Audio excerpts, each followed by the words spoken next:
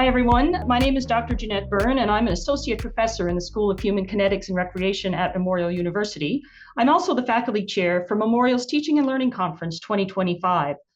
The theme of this year's conference on April 30th and May 1st is Inspiring Learning, Innovating Teaching. I'm really excited to be here today to talk about the theme with our conference's two keynote speakers.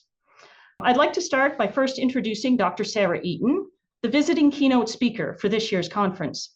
Dr. Eaton is a professor and research chair at the University of Calgary's Workland School of Education and an honorary associate professor at Deakin University in Australia.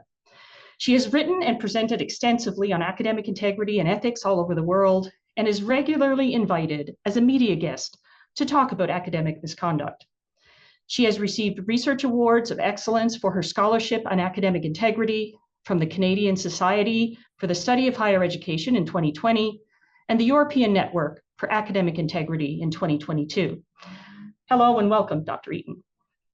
It's great to be here. Next, I'd like to introduce Dr. Isabelle Côté, this year's Memorial keynote for the conference. Dr. Côté is an associate professor in Memorial's Department of Political Science, and she has previously held guest researcher positions in China, Indonesia, Denmark, and Sweden. Her work examines nativism in federal states, as well as the role of population movements on interstate conflict and contentious politics in Asia and beyond. She is currently on the executive board of Women in International Security Canada and is the co-program chair for the 2025 CPSA conference. She has received the Canadian Political Science Association Teaching Award in 2020 and Memorial's President's Award for Outstanding Teaching in 2024. Again, hello and welcome, Dr. Côté. Pleasure to be here. All right. Before we dive in, I want to thank you both for agreeing to be the keynote speakers for this year's Teaching and Learning Conference. Based on all of the wonderful information we just read about you, I'm really excited to get to know you a little bit more today and to learn and explore all about our conference theme, which is inspiring learning and innovating teaching, and to learn a little bit about what it means to both of you. I had the pleasure of being involved with these talks last year, and it was a wonderful chat, and it was a great opportunity to sort of kickstart thinking and talking about the upcoming conference. The first question is about innovation in teaching and learning, and that, of course, encompasses a wide range of activities: how we teach, what we teach, how we assess, how we interact with students. We could go on and on. With that in mind, I'd like you both to talk a little bit about what does innovation in teaching and learning actually mean to you as educators?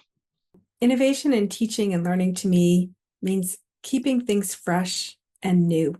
And so that we as educators keep learning every semester and every year. We don't rest on our laurels just based on all of the experience that we have. But we as educators continue to challenge ourselves every step of the way so that we take on that beginner mindset and we can continue learning right alongside our students. Awesome. Isabelle? Yeah, building on this, it's funny, isn't it, how innovation is often connected to something being new. But at the same time, I think as long as it's new for those students, right, it's also I've now approached the 9th year of teaching.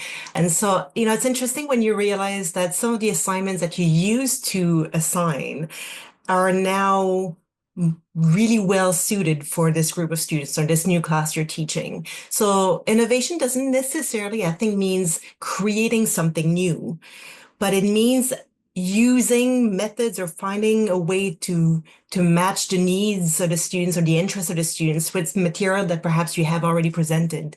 And so there's this, keeping things fresh, but I don't think it necessarily suggests that you constantly have to produce more, right? I think that there's something about us being able to recycle earlier material and present them in a way, of course, that makes them appropriate for this group of students and for this class.